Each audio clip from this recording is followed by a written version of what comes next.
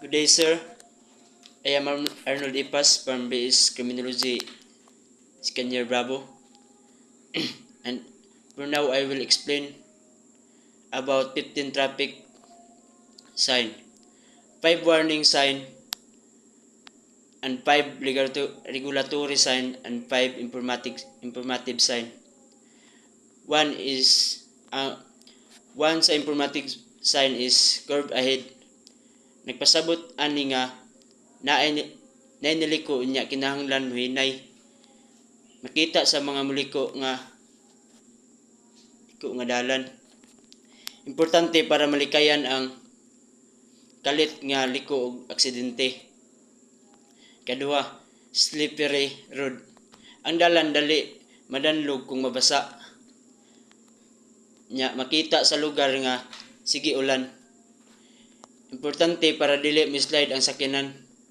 Ikatulo, pedestrian crossing ahead.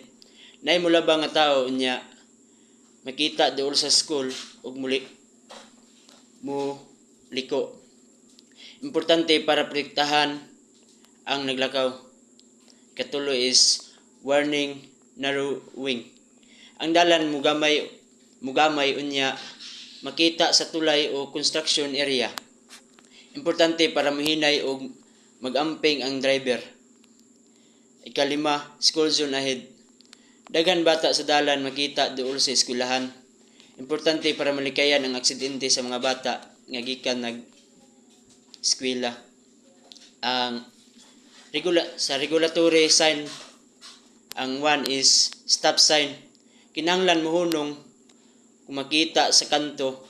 Importante para maklaro ang ningliko sa wala o sa tuo.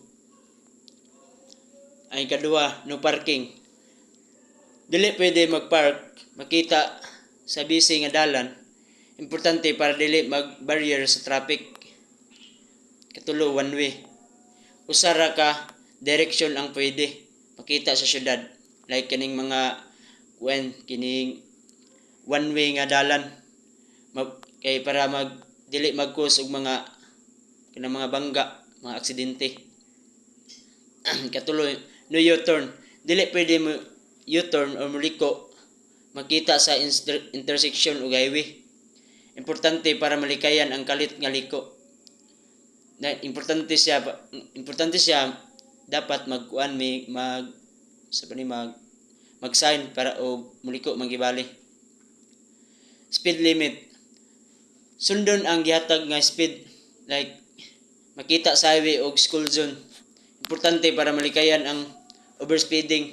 Dapat dili magpakusog padagan parehas ng nasa public o nasa eskwelahan. Informative sign 1. Sa hospital ahead. Na hospital dool nakita sa healthcare center. Importante para muhinay og dili magbusina. Kadua, gas station. Na lugar para magpa-gas makita sa highways. Importante para maka-refuel ang driver. Katulo, parking area. Lugar nga pwede mag-park makita sa malls o terminal. Importante para safe ang parkinganan. Katulo, ay rest area. Lugar nga pwede mupahuway makita sa long highway.